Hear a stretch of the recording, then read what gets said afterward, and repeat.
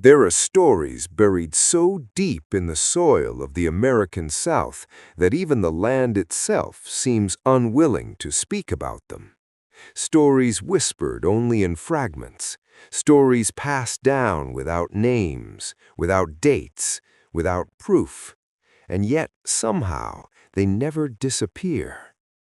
Before we begin, let me ask you something, and I want you to answer honestly in the comments. If protecting your family meant destroying someone else's life, would you do it? Pause the video for a moment if you need to, then write your answer below. Because the man at the center of this story made that exact choice. This is not a tale of heroes and villains. It's a story of power, silence, and a decision that haunted an entire community for generations. In the spring of 1867, there was nothing unusual about the town of Sedalia, Missouri. It sat quietly between fields of wheat and dirt roads, where days were measured by sunlight and nights ended early. People here believed in hard work, in God, and in the simple idea that children were born innocent.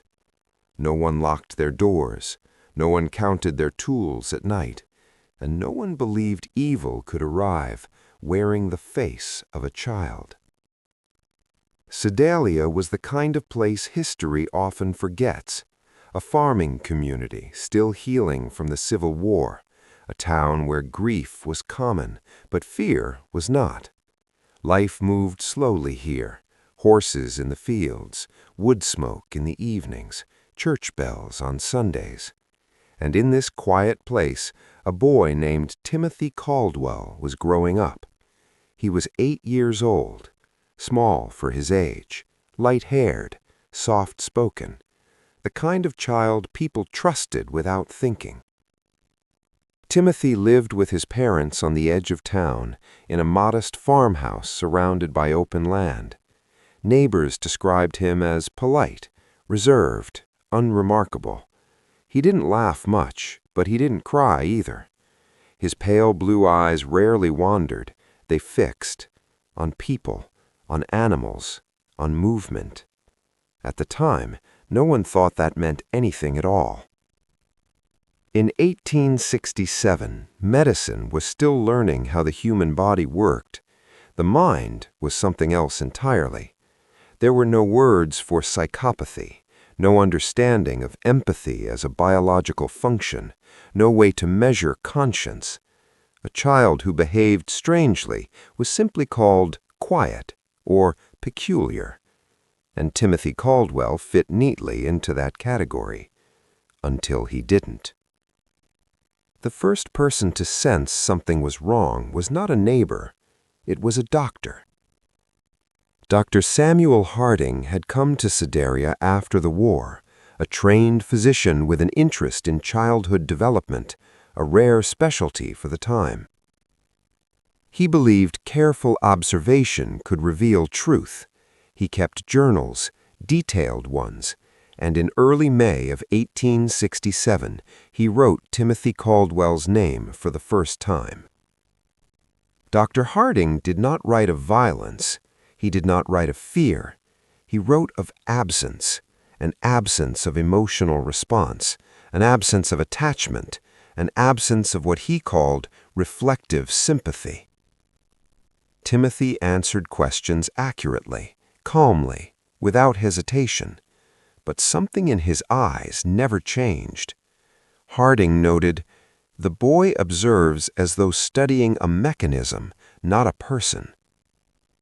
At the time, even that did not alarm him, because nothing bad had happened yet. No crimes, no accusations, no whispers, just a child and a doctor who couldn't quite explain him. Sedalia remained peaceful, and whatever was growing behind Timothy Caldwell's eyes was still unnoticed, for now. Before we continue, take a moment to tell me in the comments, where are you listening from, and what draws you to stories like this? History, psychology, or the uncomfortable places where the two collide? Your thoughts matter here. Because what happened next would shatter this town's certainty, not all at once, not violently, but quietly, through a series of events that could still be explained away. Accidents, coincidences, tragedies without names. And at the center of them all, a boy who never raised his voice, never lost his temper, and never showed remorse. This was Sedalia, before anything was wrong. In a town like Sedalia, trust was not something people talked about. It was simply assumed. Children wandered freely between farms. Doors were left unlatched, and if a neighbor's child appeared at your table come evening, no one asked why.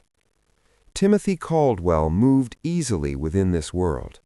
He ran errands for elderly neighbors, carried water without complaint, watched younger children when their parents worked the fields. Adults found him agreeable. Children found him quiet. He rarely argued, rarely disobeyed, and when spoken to, he listened with an intensity that felt respectful. At least, that's how it was described.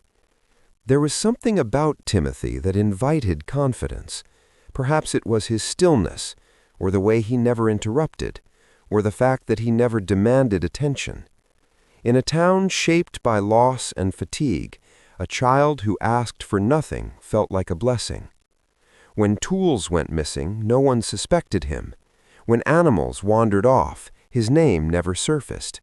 And when small accidents occurred, people accepted them as part of farm life. A fall from a fence, a startled horse, a poorly secured ladder, nothing unusual, nothing worth remembering. Timothy was often nearby when these things happened, not at the center of them, just close enough to notice. He would stand quietly while adults reacted, while voices rose, while panic set in, and when it was over, he would return to whatever he had been doing before. No questions, no expressions. Dr. Samuel Harding observed this from a distance at first. He saw Timothy during routine visits, standing just behind his parents, hands folded, eyes lifted but unreadable. The boy answered questions precisely, never more than required, never less. Harding noted that Timothy never asked why. Most children did, even in 1867. But Timothy accepted information as if it were a rule of nature, unchangeable, uninteresting. When Harding tested his memory, it proved excellent. When he tested his reasoning, it was methodical. But when he tested emotion, there was nothing to measure. No visible joy, no frustration, no fear. Harding would later write that Timothy's expressions felt practiced, as though he had learned when to smile, but not why. Still, the doctor did not press further. There was no illness to diagnose, no injury to treat, and without cause, even the most observant mind learns to look away. Sedalia continued on. Fields were planted, harvests came and went, and Timothy Caldwell remained exactly as he had always been, present, polite, unremarkable. If anyone had asked then whether the boy frightened them, they would have laughed at the idea. There was nothing to fear. Not yet. But trust, once given freely, has a way of blinding those who offer it. And Timothy Caldwell was paying very close attention. Dr. Samuel Harding was not a man easily unsettled. He had served as a medical assistant during the final years of the Civil War, where he treated wounds that refused to heal and men who no longer slept. Compared to that, a quiet farming town in Missouri felt almost restorative.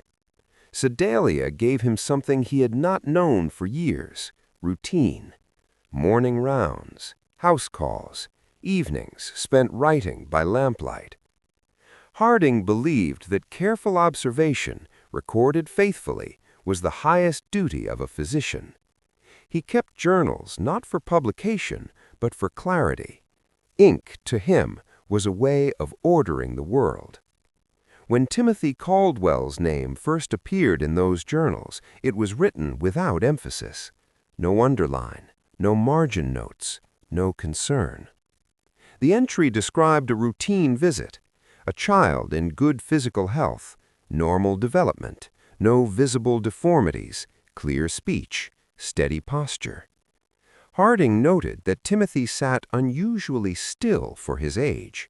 Most children shifted, fidgeted, or distracted themselves with whatever objects were nearby. Timothy did none of that. He sat with his hands folded in his lap, eyes forward, waiting. At first, Harding admired the discipline. Then he tested it. He dropped his pen deliberately. It struck the wooden floor with a sharp sound. Most children startled. Some laughed. Some looked toward their parents for reassurance. Timothy did not react. His pulse remained steady, his breathing unchanged, his gaze never moved. Harding made a note of it more out of habit than alarm. Later, he asked Timothy a series of simple questions: his age, his chores, his favorite foods. The boy answered each one correctly. When Harding asked what made him happy, Timothy paused, not in confusion, but in calculation. After several seconds, he replied with something he had clearly heard before: "Helping my family." Harding asked how that made him feel. Timothy's brow furrowed slightly, as if the question itself were flawed. "It is what I am supposed to do," he said. The answer was not wrong, but it was incomplete. Over the following weeks, Harding found reasons to observe the boy again. He watched how Timothy interacted with others, how he listened, how he waited. Children spoke to Timothy.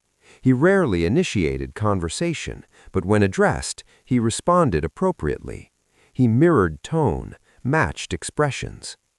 What struck Harding most was how quickly Timothy adjusted. If another child smiled, Timothy smiled back, but a moment too late. If someone laughed, he followed, quietly, watching to see when the laughter ended. It was not absence, it was imitation. Harding began to write more. He noted that Timothy displayed no outward signs of distress, even when faced with unpleasant situations. When a dog was injured near the Caldwell farm, other children cried or turned away. Timothy crouched beside the animal and watched until it stopped moving. He did not touch it. He did not speak. He simply observed. When asked later what had happened, he described the event accurately, without embellishment. No sadness, no excitement, just sequence. Harding wrote that Timothy seemed to perceive the world as a series of outcomes, not experiences. This troubled him, not because Timothy had done anything wrong, but because Harding could find no reference point in medical literature. Children were impulsive, children were emotional, children were unpredictable. Timothy was none of these things. Still, Harding reminded himself that medicine must be cautious. One unusual child did not constitute a diagnosis. Patterns mattered more than impressions. And so he watched. He spoke with Timothy's parents, who described their son as easy, a good sleeper, a good eater, never disobedient. They admitted he did not play much with other children, but saw this as a sign of maturity. Harding did not contradict them. At night, however, he returned to his journal. He wrote of a boy who responded to pain without reaction, of scraped knees that elicited no tears, of reprimands that produced no resentment. He wrote of a child who seemed to understand rules, but not reasons. Eventually, Harding asked Timothy a question he had never asked a child before. He asked if Timothy ever felt sorry. The boy tilted his head just slightly. "For what?" he asked. Harding gave an example: a broken tool, a hurt animal. Timothy considered this carefully. "If something is broken, then it cannot be used again," he said. Harding waited. "And?" he prompted. "And then you must find another," Timothy replied. That was all. Harding closed his journal that night and did not write again for several days. Not because he was afraid, but because he sensed that what he was observing did not belong to his time. In 1867, there was no language for a mind that functioned without remorse, no framework for a child who could understand consequence without conscience. Harding did not yet believe Timothy was dangerous, but he no longer believed the boy was simply different. Something fundamental was missing, and whatever it was watching the world with remarkable patience. By the summer of 1867, Sedalia had settled into a familiar rhythm. The heat arrived early that year, pressing down on the fields and slowing everything it touched. Work began at dawn. Evenings stretched long and quiet, filled with cicadas and the distant creak of wooden porches. It was during this season that accidents began to occur. Not sudden tragedies, not events that demanded attention, just small disruptions, the kind people dismissed as part of rural life. A fence post collapsed under a man's weight, sending him hard into the dirt. He survived with a broken arm and a shaken pride. A wagon wheel came loose on a slope, damaging supplies meant for market. A farmhand was kicked by a horse that had never behaved aggressively before. Each incident had an explanation: rotting wood, worn equipment, an animal startled by flies or heat. No one questioned these things. Dr. Harding heard of them the same way everyone else did, through conversation, not concern, a mention during a house call, a comment made in passing. It was only later, while reading back through his own notes, that something began to surface. Timothy Caldwell had been present at more than one of these incidents. Not directly involved, not responsible, just nearby. Harding dismissed the thought almost immediately. Sedalia was small. People crossed paths often. A child wandering the edges of adult labor was nothing unusual. Still, he began to listen more carefully. When Harding visited the Caldwell farm in late June, Timothy was sitting on the porch repairing a broken strap with a needle and twine. His hands moved slowly, precisely, no wasted motion.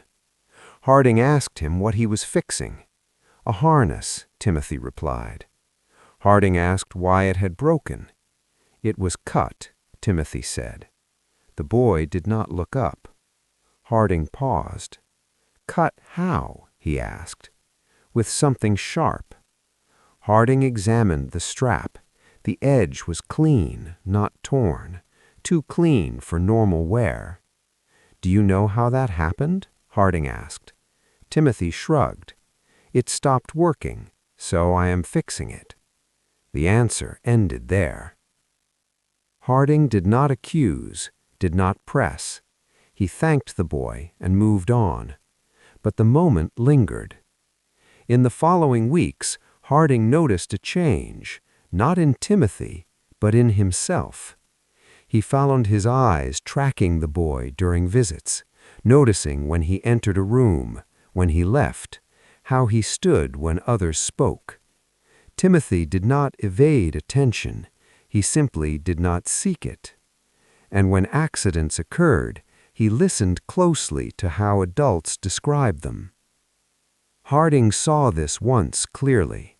A farmer described the loss of several chickens killed in the night by what was assumed to be a fox.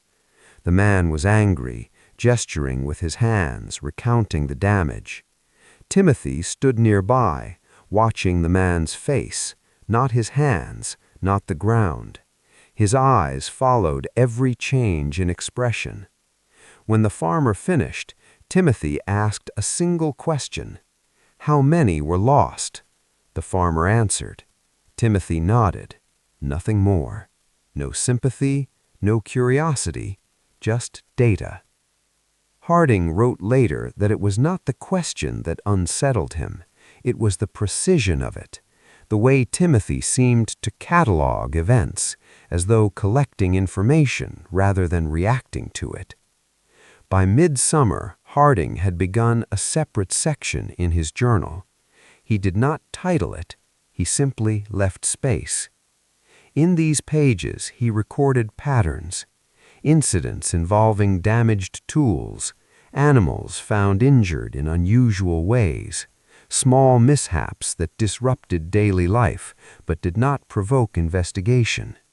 And always, Timothy Caldwell was close enough to observe. Never blamed, never suspected. Harding struggled with this knowledge. He reminded himself that correlation was not cause, that suspicion without evidence was a betrayal of his profession. Yet something about the consistency troubled him. One evening, Harding asked Timothy directly about accidents. He asked whether Timothy believed things happened by chance. The boy considered this carefully.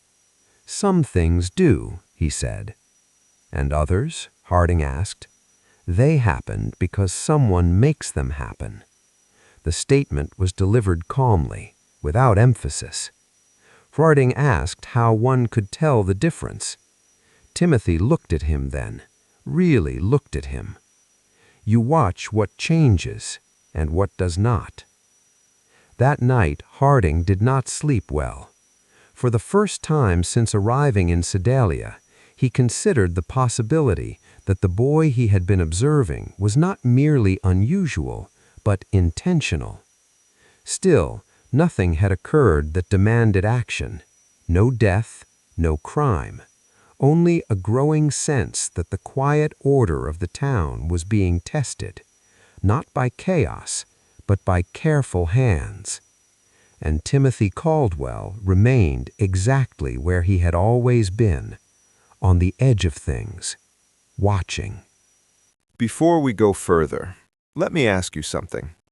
At this point in the story, do you believe Timothy knows exactly what he's doing? Or do you think this is still something he doesn't fully understand? Tell me in the comments what you think, because from here on, intent begins to matter. By early autumn, the land around Sedalia began to change. The fields faded from green to gold, and the air carried the smell of harvested grain and damp earth. Days shortened, evenings grew quieter. People spent more time indoors, speaking in lower voices, as if the season itself demanded restraint. It was during this time that Dr. Samuel Harding realized he was no longer simply observing events, he was anticipating them. When news of a mishap reached him, his first thought was no longer what happened, but who had been nearby. This disturbed him more than anything he had written so far. Harding prided himself on discipline of thought. He believed that suspicion, left unchecked, could be as dangerous as ignorance, and yet the pattern forming in his journal had become difficult to ignore. The same name appeared too often: Timothy Caldwell. Harding reviewed his notes carefully, forcing himself to approach them as a physician, not as a man influenced by intuition. He counted incidents, compared locations, considered alternatives. Sedalia was small, children roamed freely. It was entirely possible that Timothy's presence meant nothing at all. And yet, when Harding removed Timothy's name from the entries and read the events alone, they appeared random. When he added it back, they began to align. What troubled Harding most was not the damage itself, but its nature. The incidents were rarely destructive for their own sake. They disrupted function. A tool rendered unusable, an animal injured just enough to suffer, but not enough to die immediately, a support weakened until it failed under weight. Each event created consequence without spectacle. Harding found no evidence of impulsiveness, no signs of anger or frustration that might explain reckless behavior. If anything, the act suggested restraint. One afternoon, Harding encountered Timothy near the edge of town, watching several boys attempt to repair a broken cart. The others argued loudly, each offering a different solution. Timothy said nothing. He waited. Eventually, the cart collapsed further under their efforts. The boys scattered in frustration. Timothy stepped forward, examined the damage, and spoke. "It won't work like that," he said. "The weight isn't balanced." One of the boys asked why he hadn't said something earlier. Timothy looked at him calmly. "You would not have listened." There was no bitterness in his voice, only certainty. Harding made note of this encounter later that evening, not because of the statement itself, but because of the implication. Timothy did not react to failure emotionally. He studied it. Harding began to wonder whether the boy experienced disappointment at all, or whether outcomes were simply information to be processed. In October, a more serious incident occurred. A farmhand was injured when a loft ladder gave way beneath him. The fall broke 2 ribs and left the man unable to work for weeks. Investigation revealed that one of the ladder's supports had been weakened with a small but precise cut. Again, there was explanation: old wood, insect damage, neglect. But Harding noticed something else. Timothy had helped carry grain into that loft earlier that day. No one mentioned it. Harding did not mention it either. Instead, he visited the Caldwell home under the pretense of checking on Timothy's health. He asked the boy general questions about school lessons, about chores, about his day. Timothy answered without hesitation. When Harding asked about the injured farmhand, Timothy paused briefly. "He fell," he said. Harding asked how Timothy felt about that. Timothy considered the question. "It changed things," he said. "Now someone else will have to do the work." Harding pressed gently. "And does that matter to you?" Timothy looked at him, eyes steady. Work always belongs to someone. If not him, then another. Harding wrote that this was the first time he felt a distinct chill in the boy's presence. Not fear, recognition. A realization that Timothy understood consequence, but did not experience it as loss.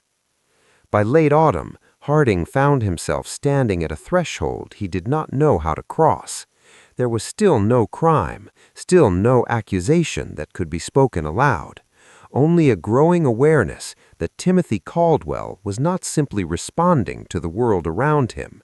He was testing it, learning how much pressure could be applied before something broke. And the most unsettling part was this: no one else had noticed. Sedalia remained calm, trust remained intact, and the boy everyone believed they understood was becoming increasingly precise. By winter, the land around Sedalia fell silent. Snow softened the fields and slowed movement through the town. Travel became deliberate. People spoke less, conserving warmth and energy. The world contracted inward, and with it, so did the lives of those who lived there. For Dr. Samuel Harding, winter brought something else: clarity. He began to understand that whatever separated Timothy Caldwell from other children was not a matter of temperament or upbringing. It was structural, fundamental. Harding had spent months observing the boy without interference. Now he shifted his approach. He began to ask questions that did not assume feeling. He asked Timothy to describe events, not reactions, to explain choices, not emotions, to outline outcomes, not intentions. The boy responded with remarkable ease. When Harding asked Timothy why people avoided certain actions, Timothy replied, "Because it causes problems." Harding asked what kind of problems. People become upset, Timothy said. Then they act differently. And how does that affect you? Harding asked. Timothy considered this carefully. It makes them harder to predict. This answer lingered in Harding's mind long after the visit ended. The doctor began to realize that Timothy did not experience other people as equals. He experienced them as variables. Their reactions were obstacles or tools, depending on the situation. Harding tested this observation quietly. He told Timothy a story, a fictional account of a child who harmed an animal and was punished. He asked what the child should have done differently. Timothy listened without interruption. He should not have been seen, he said. Harding did not correct him. Instead, he asked what the child might have felt. Timothy paused. "I do not know," he said. "That part is not important." Harding recorded this exchange verbatim. It was the first time he allowed himself to write a conclusion. He wrote that Timothy appeared capable of moral reasoning only in terms of consequence, not empathy. He did not experience guilt. He calculated risk. As winter deepened, Harding noticed another shift. Timothy was becoming more careful. Earlier incidents had been crude, damaged tools, injured animals, accidents that drew attention.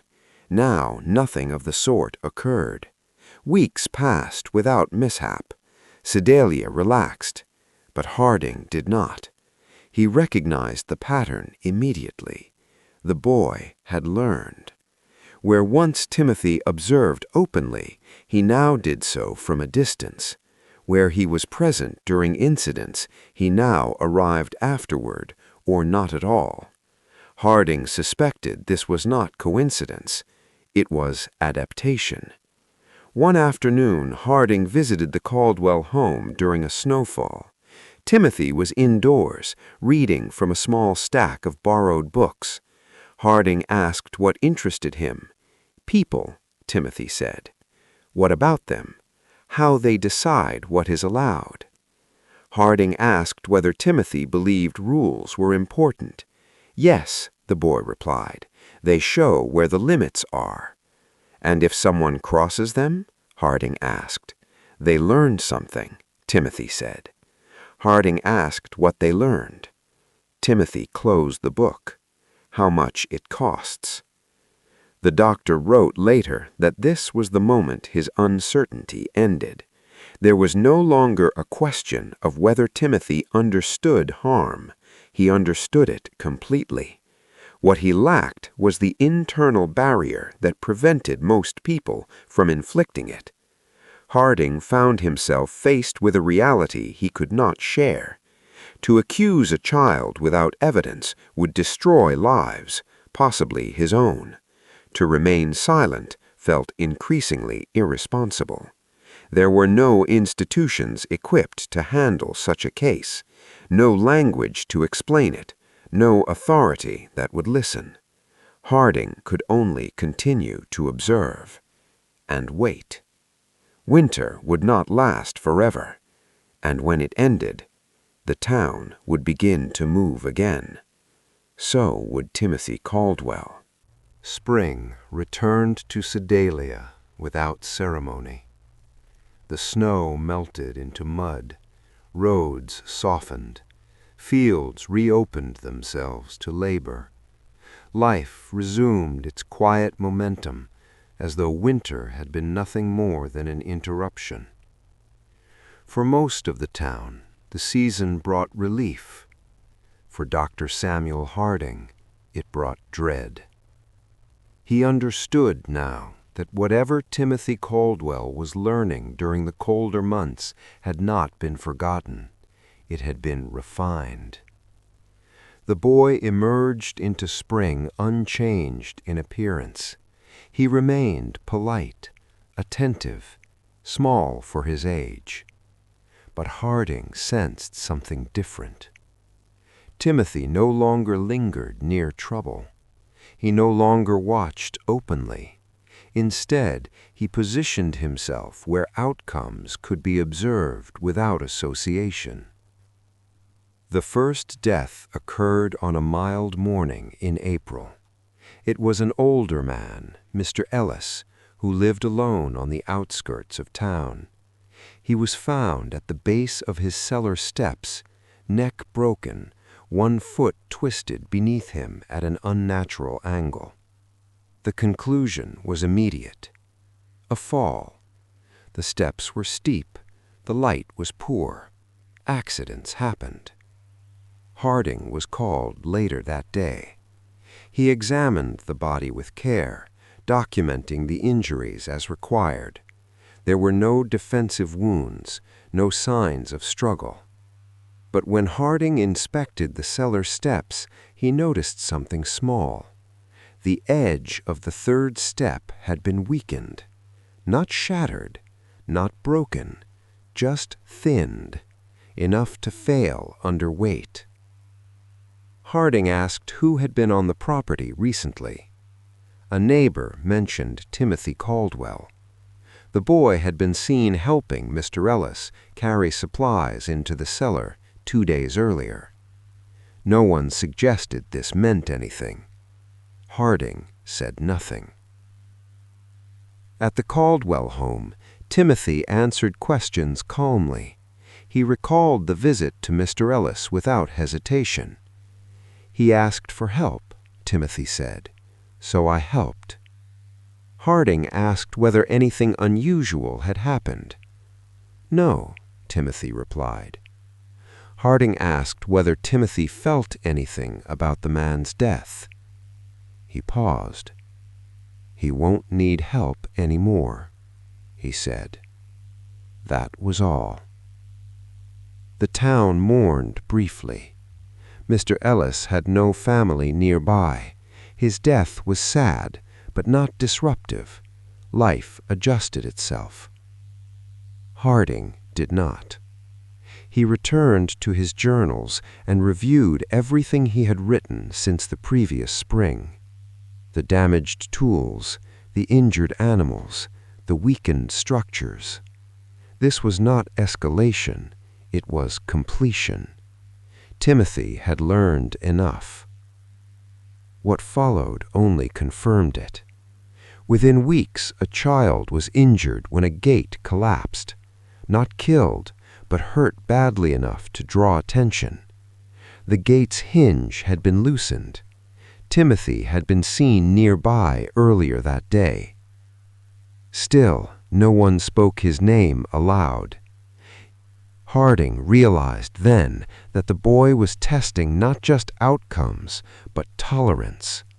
How much harm could occur before suspicion replaced trust? Sedalia had not reached that point, and Timothy knew it. The most unsettling realization came not from what Timothy did next, but from what he avoided. There were no impulsive acts, no unnecessary risks. Everything was measured, purposeful. Harding understood finally that Timothy Caldwell was not acting out of anger or fear or pain. He was experimenting, and Sedalia was his environment. By the time Harding closed his journal that night, he knew one thing with certainty. What had begun as observation had crossed into intent, and the town was no longer safe. When a town is confronted with something it cannot explain, it does what towns have always done. It looks away. Sedalia was no different. The deaths and injuries had not been violent enough to demand investigation. They had not been dramatic enough to become a story. They were small enough to be dismissed as the cost of living in a farming community. So the town continued. Life moved forward. People went to church. Children went to school. Farmers tended their fields. But beneath the routine, a subtle shift occurred. The town became quieter in a way that didn't feel peaceful. It felt careful. Neighbors began to speak less freely. Parents watched their children with new attention. Adults paused before they spoke about accidents, as if their words might summon something into existence. No one said the boy's name, but everyone knew. Harding noticed it in the way adults avoided Timothy. Not openly, but in the way they spoke around him. They became polite in a different way. The kind of politeness that isn't warmth, but restraint. In a small town, restraint can be more telling than anger. Harding visited several families during this period, responding to various complaints, sore backs, fevers, bruises. He observed the same pattern every time. A child in the home would mention Timothy. The adults would immediately steer the conversation away. A woman would say, "We mustn't think such thoughts," as if even considering the possibility of harm could make it real. Harding began to feel the weight of community denial.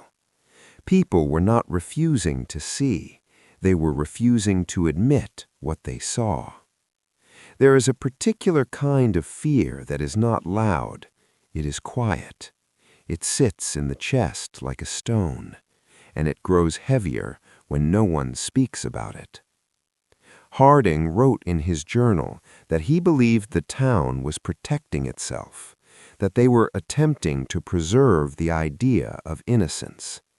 They wanted to believe the world was still simple. The boy was still a child. The town was still safe. But the evidence was not simple. Harding had started to notice something else. Timothy's parents had become defensive. They insisted their son was harmless. They spoke of him in a way that was too eager. A mother who insisted her child could not do wrong, not because she believed it, but because she needed to believe it. Harding realized then that denial was not only a community trait, it was a survival mechanism. If they admitted the truth, they would have to admit that their trust had been misplaced, that they had been blind, that they had allowed danger to live among them. And admitting that would require action. It would require confronting a child. It would require tearing open the illusion of innocence. It would require accepting that something deeply wrong could exist in the world. Harding also began to see the town's fear reflected in its silence. The more people avoided speaking about Timothy, the more his name became a kind of taboo. This, Harding believed, gave Timothy more power. He was no longer just a boy. He was an unspoken threat. And threats grow stronger when they are not named. Timothy, for his part, did not react to the town's shifting mood. He continued to observe, to listen, to learn. He noticed the way adults spoke around him, and he adjusted accordingly. He did not try to hide. He simply stopped being where he would be noticed. Harding understood that the boy was becoming more cautious, not because he was afraid, but because he had learned that the town's attention could be dangerous. If the town began to look too closely, they might discover what he had already learned, that he could cause harm without remorse, that he could control outcomes, that he was not like other children. Harding wrote that the most frightening part was not Timothy's ability to harm, it was the town's willingness to protect him. The town's refusal to accept that a child could be the source of their fear. In a way, they were helping him, because silence does not stop a problem. It only lets it grow.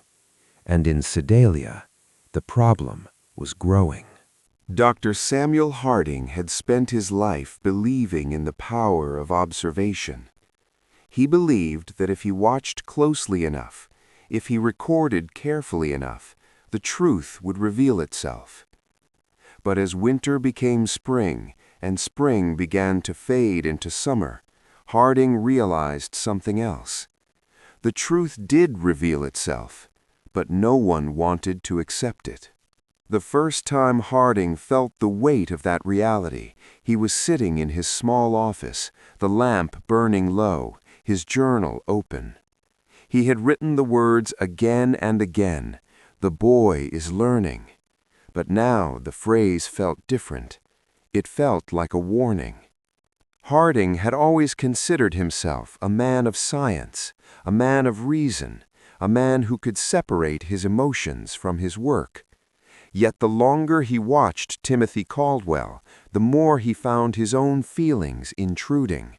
Not fear, not panic, guilt. Because Harding understood that his own silence had helped the boy. He had been watching the boy for months. He had seen the patterns. He had written them down, and he had done nothing. He had convinced himself that there was no proof, that the town would dismiss his concerns as paranoia, that if he spoke, he would be labeled as a man who saw danger where there was none.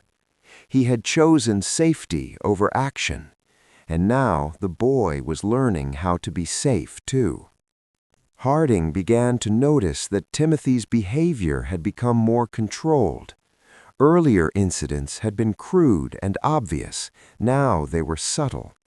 No one else had seen them, only Harding. He began to understand that Timothy had learned to hide his intent. He was not careless. He was cautious. He was patient. Harding remembered a moment earlier in the year when he had asked Timothy if he ever felt sorry. Timothy's response had been simple: "I do not know." Harding now understood that the boy had not been confused. He had been honest. The boy did not feel sorrow. He had no internal barrier against harming others, no guilt, no remorse, no empathy. Harding's scientific mind struggled with the concept. He had studied medicine. He had studied the human body. He had studied illness and injury. But the mind was something he could not fully explain. He began to question whether Timothy was simply born without the ability to feel empathy, or whether something had happened to him. Harding began to search for answers. He spoke to the boy's parents more often, asking questions about Timothy's early childhood, his infancy, his development. The parents insisted he had always been quiet, always different. They had never thought it was a problem. Harding pressed further. Had there been trauma, abuse, neglect? The parents shook their heads. They spoke quickly, almost defensively. No, nothing like that. And Harding wondered if their denial was protecting them from something far worse than their own ignorance. He began to think of the boy's mother, her face too eager when she defended him, her eyes too quick to shift away. Harding realized then that a parent's love could be a kind of blindness, not because they were weak, but because they needed to be. They needed to believe their child was innocent. They needed to believe their love could protect him from the world's darkness. Harding's guilt grew heavier. He began to feel as though he had been watching a fire build and refusing to sound the alarm. The town had continued its routine. The church bells had continued to ring. And in the midst of it all, a boy had learned how to be dangerous without being caught. Harding began to question his own role. Was he a doctor or a witness? And if he was a witness, what responsibility did he have? The questions haunted him at night. He tried to sleep, but his mind returned to the same image: Timothy's pale blue eyes, calm and steady, watching the world like a man studying a puzzle. Harding realized then that the boy was not only observing others, he was studying him. He was studying the doctor who had begun to suspect him, and the thought that he might be aware of Harding's suspicion terrified him more than any accident, because it meant the boy could adapt. He could learn how to avoid detection. He could learn how to make others believe he was innocent. Harding knew then that the situation had become a kind of moral crisis. He had to decide whether to act, but there was no path that offered safety. If he spoke openly, the town might call him mad. If he acted alone, he could be accused of harming an innocent child. If he did nothing, the boy would continue to learn. Harding's journal entries grew darker. He wrote less about observations and more about fear. He wrote about the boy's eyes, about the absence of emotion, about the way Timothy could look at a person and not see them as a person at all, just a series of reactions. Harding knew then that he had reached a turning point, the moment when observation is no longer enough, the moment when silence becomes complicity, and the moment when the truth is no longer something you can simply write down and set aside. Because the truth in this case was a child who was becoming something the world did not yet have a name for. The summer of 1867 arrived with heat that pressed down on Sedalia like a heavy hand. It made people sluggish. It made them quieter. It made them more prone to irritation. But the heat did not affect Timothy Caldwell. He remained steady, unmoved, unaffected. He moved through the town like a shadow, present but never truly seen. Dr. Harding continued to observe, but now he did so with a new kind of fear, because the boy's actions were no longer simply disruptive, they were deliberate. The first time Harding realized the shift, it was almost insignificant. A young girl's doll was found cut into pieces behind a barn. The girl cried, and the adults tried to comfort her. They blamed the wind, a sharp branch, a careless animal. Timothy had been nearby. Of course he had been. He was always nearby. But this time something was different. The doll was not simply damaged, it had been altered. The cuts were precise, almost careful, as if someone had wanted to see what was inside. Harding examined the pieces later. The cuts were too clean for a branch, too straight for a bite. He wrote in his journal that he felt a sudden, cold certainty. This was not an accident. It was a test, a small, controlled experiment, a way to learn what reaction the town would have. Harding began to understand that Timothy's cruelty was not driven by anger. It was driven by curiosity, by calculation, by the desire to understand what could be done without consequence. And that, Harding realized, was more frightening than rage. Because rage is loud. Rage reveals itself. It demands attention. But the absence of emotion? The absence of emotion is quiet. It is invisible. It is something you can't argue with. You can't reason with it. You can't appeal to it. It simply is, and it observes, it waits, and it learns. Before we continue, I want to ask you something. Is the absence of emotion more frightening than rage? Tell me in the comments what you think. Because what comes next is not the outburst of a boy losing control. It is the methodical behavior of a child who has learned to control everything. After the doll incident, Harding noticed Timothy's behavior change again. He began to watch more closely. He watched how the boy interacted with animals, how he reacted when adults spoke, how he moved through spaces. Timothy no longer simply observed outcomes. He began to influence them. He started to position himself strategically, not to be noticed, but to be present at the exact moment something happened. A broken fence, a collapsed ladder, a frightened animal, a child's toy destroyed. Each event was small, each event was calculated, each event was a lesson, and the lessons were shaping the boy into something that was no longer a child in the usual sense. Harding began to feel as though he was watching the creation of a mind designed for harm, not because the boy wanted to hurt, but because he wanted to understand. The most terrifying part was this: Timothy did not appear to enjoy the pain he caused. He did not smile, he did not laugh, he did not even show satisfaction. He simply recorded, he simply learned. And the town, still refusing to name the danger, continued to treat him as a child. The adults still spoke to him kindly, still offered him food, still allowed him to be near their homes. They had no idea how much they were enabling him. Harding wrote that he believed the boy's cruelty had become a habit, not a habit of anger, a habit of experimentation, a habit of control. And habits, once formed, are difficult to break.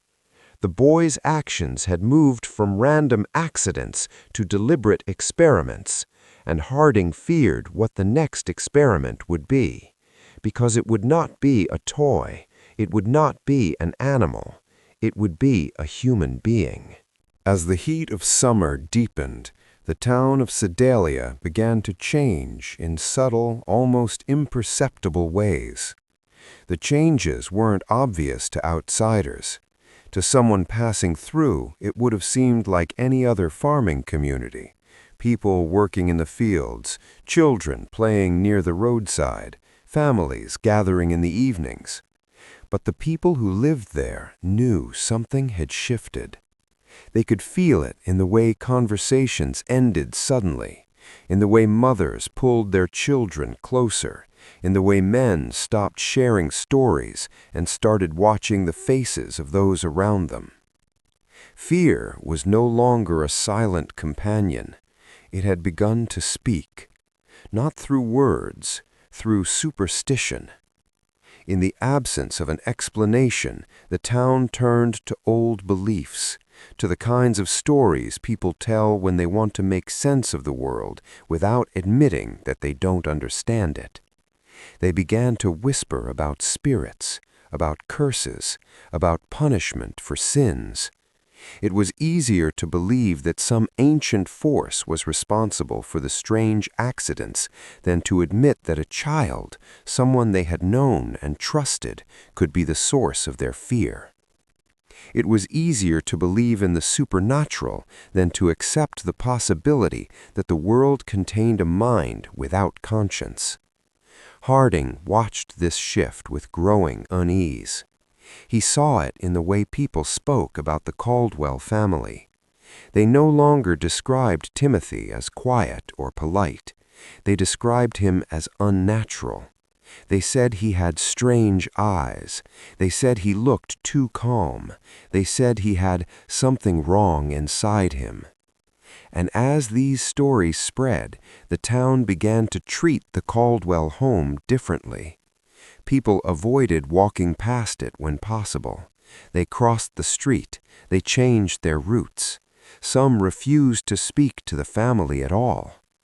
But even in this fear, there was a strange form of protection. Because fear without understanding is still a form of denial. It allowed the town to keep believing in the supernatural instead of accepting the truth. And it gave Timothy a different kind of power.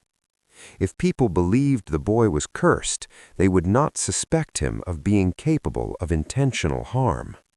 They would attribute accidents to forces beyond control.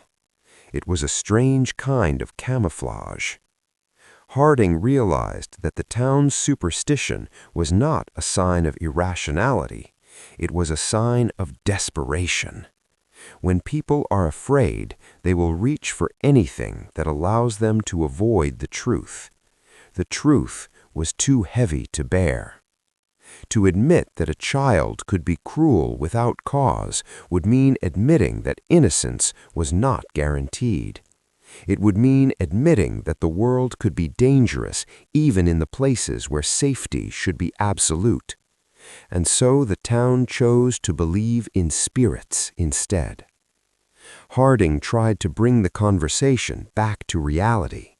He spoke to a few trusted neighbors, asking them to consider the possibility that the accidents were not supernatural, but intentional. They listened politely, but their eyes told the story. They did not want to be wrong. They did not want to be responsible. They did not want to admit that they had failed to protect their own community. So they nodded and returned to their beliefs. Harding began to feel the isolation of his knowledge. He was alone in a town that had decided not to see. And the boy at the center of it all was becoming more confident. He could feel the fear. He could feel the way people moved around him. He could feel the way their voices changed. And he used it. Timothy began to test the town's superstitions. He began to act in ways that would confirm their beliefs. He would stand in places where shadows fell long, where the light was dim. He would be seen at the edge of fields at dusk, where the imagination could turn any shape into something dangerous. He would whisper to himself when he knew someone could hear. And the town, already primed to believe in spirits, would interpret these actions as confirmation. Harding watched this and felt a new kind of horror. Not because the boy was causing accidents, but because he was learning how to manipulate the town's fear. He was learning how to control the narrative. He was learning how to turn their denial into belief. And in doing so, he was becoming more dangerous. Because a mind without conscience is not limited by morality. It is only limited by what it can get away with. And as long as the town believed in spirits, Timothy could continue to operate without suspicion. Harding wrote in his journal that the town's superstition was a trap. It was a trap that kept them from seeing the truth. And the truth was still very real. The town of Sedalia had reached a point where fear was no longer a whisper. It had become a living presence. People moved through their days as if they were stepping around something unseen, careful, measured, and constantly aware that danger could appear without warning. The superstitions had grown louder. The stories had become more elaborate, and the town's denial had become a kind of ritual. It was easier to blame the world for the accidents than to blame one of their own. But the world was no longer an acceptable scapegoat. Not anymore. The second death occurred in late summer. It happened to a young farmhand named Thomas Hargrove. He was found in the river a short distance from where he had been working. His body was caught in a cluster of reeds, his face pale, his eyes open. The town assumed it was a tragic drowning. They assumed it was a simple accident. After all, the river was known to be dangerous. People had drowned there before. But Dr. Harding was not satisfied. He had begun to notice something in the pattern of these events. The accidents were too precise, too clean, too controlled. Harding examined the body. There were no signs of struggle, no bruises, no signs that Thomas had tried to defend himself. But when Harding examined the area where the body had been found, he noticed something unusual. A section of the riverbank had been weakened. The soil was loose, as if it had been disturbed. It was as if someone had prepared the ground, as if someone had known exactly where the body would fall. Harding wrote in his journal that this was the moment he realized the accidents were no longer random. They were orchestrated. The town did not speak of this. They did not want to. They continued to attribute the death to the river's danger. They continued to blame the world, and in doing so, they allowed the boy to remain hidden. Timothy Caldwell was seen near the river earlier that day. He had been watching the water, watching the way the current moved, watching the way people behaved near it. He had been learning. Harding knew this because he had seen it before. Timothy did not act impulsively. He waited, he observed, he learned, and he acted when the timing was right. The third death occurred soon after. It happened to a young woman named Clara Wells. She was found in her home, lying on the floor, her face turned away from the light. The town assumed she had died from a sudden illness, but Harding knew better. Clara had been healthy. Her death had not been sudden. It had been planned. Harding noticed a small detail that no one else did. A single drop of blood on the floor, not from a wound, but from a cut. The cut was small, almost invisible, and yet it was enough to cause a problem. Clara had been poisoned. Harding had no way to prove it. He could not prove it without evidence, and the evidence was not there, because whoever had done this had been careful, very careful. Harding wrote in his journal that he believed Timothy Caldwell was now capable of causing death without leaving any trace of his involvement. He believed the boy was no longer learning. He believed he was now executing. And the town was still unaware, still refusing to believe, still hiding behind superstition. The pattern was undeniable now. 3 deaths, 3 accidents, 3 tragedies that were too precise to be coincidence, and the boy who had been present at each one, the boy who had been watching, the boy who had been learning, the boy who had been waiting. Harding realized that he could no longer remain silent. He could no longer pretend that the evidence did not exist. He had to act, but he did not know how, because the town would not listen, and the boy had become too careful, too calculated, too skilled. Harding wrote in his journal that the most frightening part was not the deaths themselves. It was the fact that the boy was still a child who could still walk through the town without being questioned, a child who could still smile politely at adults, a child who could still appear innocent. And that innocence, Harding realized, was the most dangerous weapon of all, because no one expected a child to be capable of such cruelty, and no one was prepared to confront it. The autumn air in Sedalia carried a chill that felt more than physical. It was as if the town itself had grown colder, not from weather, but from something deeper, something that had settled into the bones of the community. Dr. Samuel Harding felt that chill every time he walked past the Caldwell home. He felt it when he heard the soft laughter of children in the distance. He felt it when he saw people avert their eyes as he passed. He felt it when he opened his journal and read his own words back to himself, because the truth was now impossible to ignore. The boy was not simply strange. He was not simply different. He was something else entirely. Harding had spent his career believing in the power of language. He believed that if he could name a condition, he could understand it. He believed that if he could understand it, he could treat it. But Timothy Caldwell defied language. Harding searched for words. He searched through his medical books, through his memories of training, through his own understanding of the human mind. He found nothing. There was no term for a child who could observe harm without feeling it. There was no description for a mind that could plan cruelty without anger. There was no framework for a boy who could see other people as objects, not humans.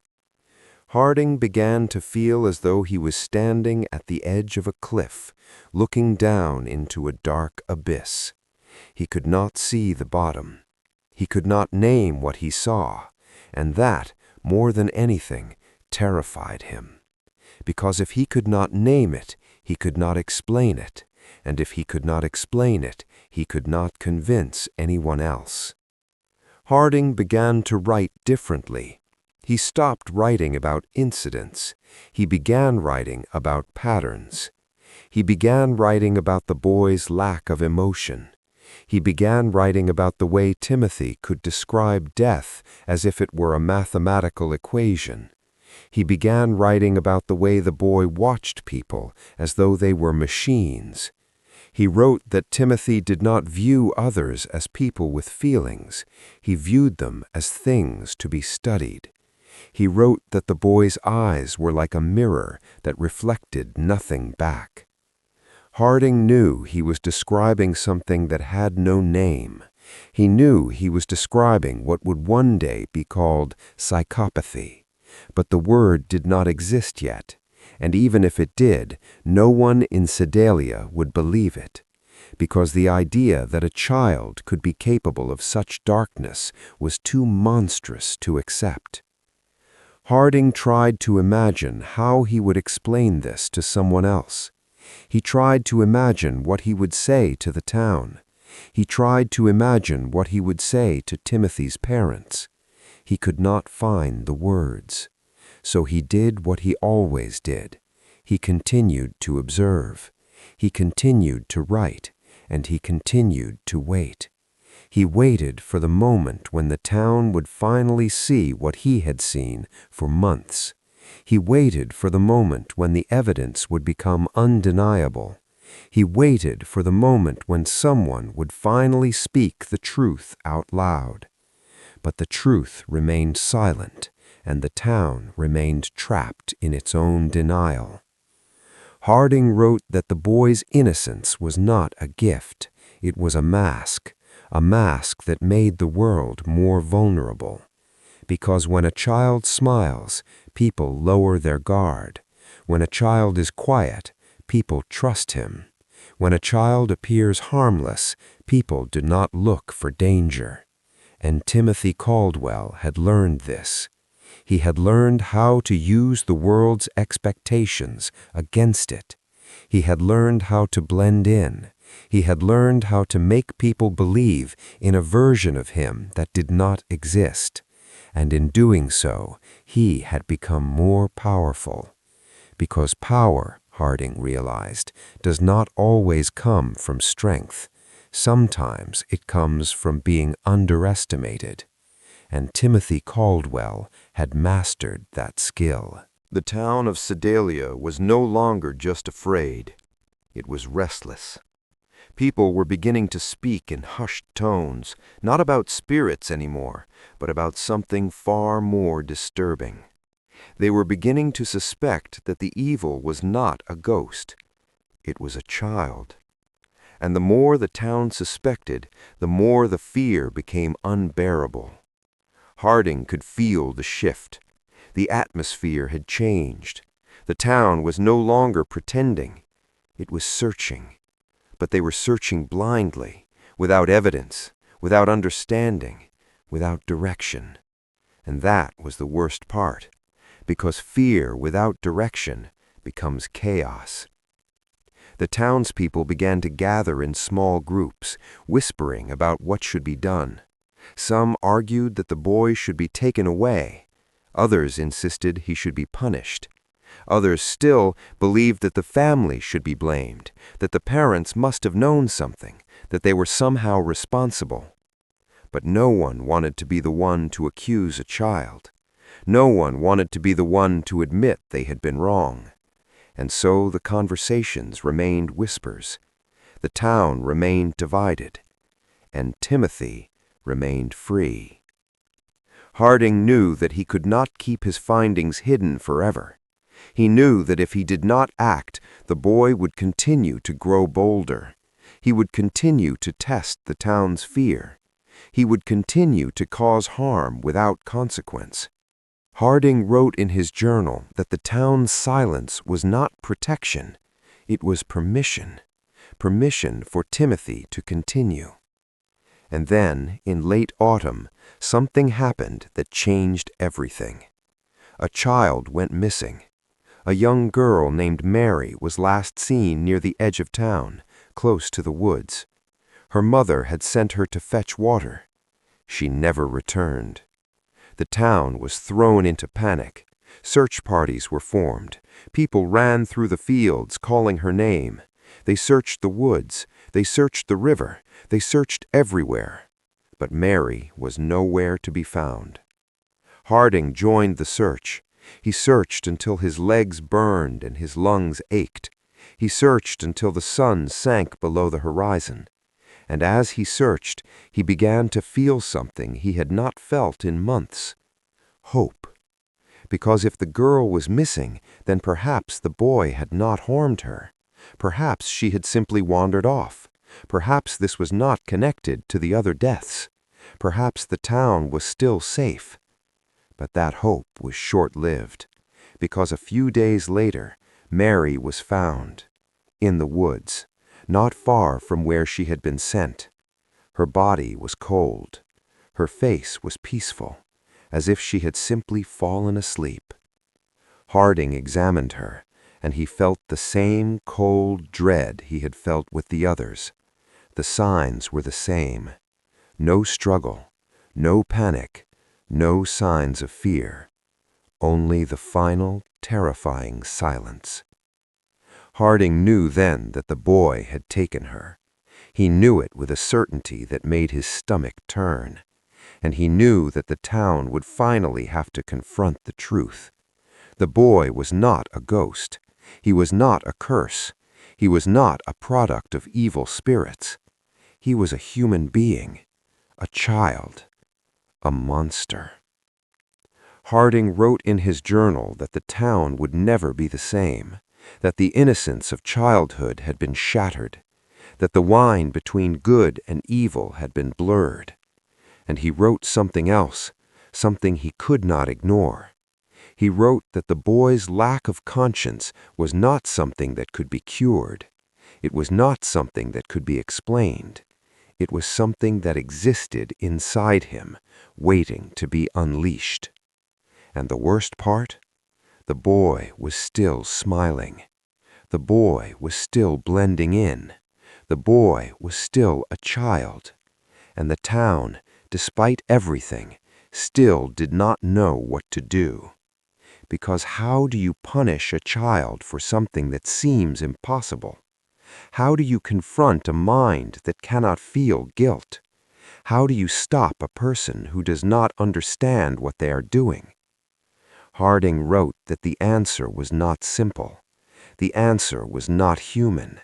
And the answer was not something the town of Sedalia was prepared to give. The town of Sedalia was no longer a quiet farming community.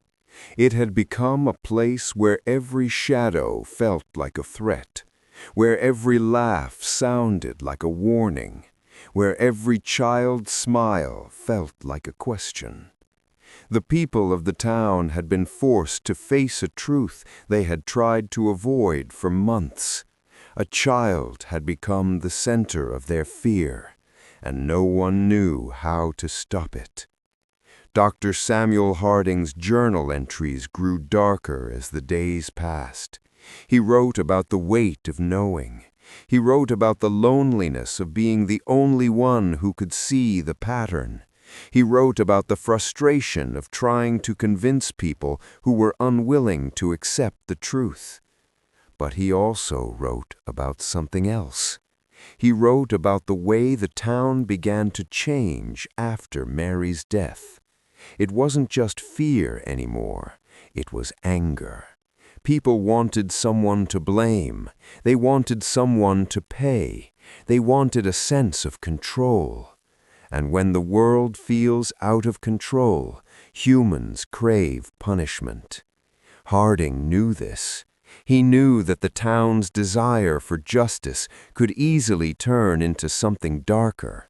He knew that people might choose revenge over reason, and he knew that in their desperation they could make a mistake that would destroy an innocent life, or worse. Harding tried to keep the town from making that mistake. He tried to steer them toward truth, toward evidence, toward restraint. But the town was already on the edge. They were already hungry for action, and the boy at the center of it all was watching. Timothy Caldwell was not afraid. He was not ashamed. He did not understand why the town was angry. He did not understand why people were scared. He had never felt guilt. He had never felt remorse. He had never felt empathy. To him, the deaths were not tragedies. They were experiments. They were proofs. They were demonstrations of his power. And now the town was beginning to realize what that power meant. Harding wrote that the final weeks before the town's decision were the most dangerous because the boy's confidence was growing. He was no longer testing. He was no longer hiding. He was becoming bold, and the town was becoming desperate. The day came when the town gathered. They gathered not in fear, but in anger. They gathered to decide what to do. Some wanted to banish Timothy. Some wanted to lock him away. Some wanted to punish his parents. Some wanted to take matters into their own hands. Harding stood in the crowd, feeling the weight of history pressing down on him. He knew that whatever happened next would not only determine the fate of one boy, it would determine the fate of the town's soul. Would they choose justice or would they choose vengeance? The decision was made. The town decided to act. They decided to remove the boy from their community. But the method was not of law. It was one of fear. It was one of silence. The boy was taken away quietly, without a trial, without a formal record, without an explanation that would satisfy the curious. Harding wrote that the town wanted to forget. They wanted to erase the horror from their memory. They wanted to pretend it never happened. But the truth was not so easy to erase, because the story of Timothy Caldwell did not end when he was removed from Sedalia. It lived on in the town's collective consciousness. It lived on in the way parents watched their children. It lived on in the way people looked at strangers. It lived on in the way the town learned that evil does not always wear a visible mask. Sometimes it wears the face of a child. Sometimes it wears the smile of innocence, and sometimes it hides behind the quietest of eyes. Dr. Harding's final journal entry was not about the boy. It was about the town. He wrote, "The true horror is not that a child can be capable of such cruelty. The horror is that we can be blind to it simply because we refuse to believe it exists." He closed his journal. He never spoke of the case again, but the memory remained. It remained in the town. It remained in the minds of those who knew, and it remained in the pages of history. Because the story of Timothy Caldwell is not just a story about a child. It is a story about humanity, about what we are willing to accept, about what we are willing to ignore, about the dangerous comfort of denial, and about the terrible consequences of refusing to look closely at the darkness that exists within the world. Now, I want to ask you, do you think Timothy was born this way, or did something in his life create the monster inside him? Was his darkness a natural defect or the result of a world that failed to recognize the warning signs? Share your thoughts below. Tell me, do you believe evil is born or discovered? If you were in Sedalia, would you have been brave enough to speak the truth? And do you think the town's fear made the situation worse? And what would you have done if you were Dr. Harding? I read every comment, so don't hold back.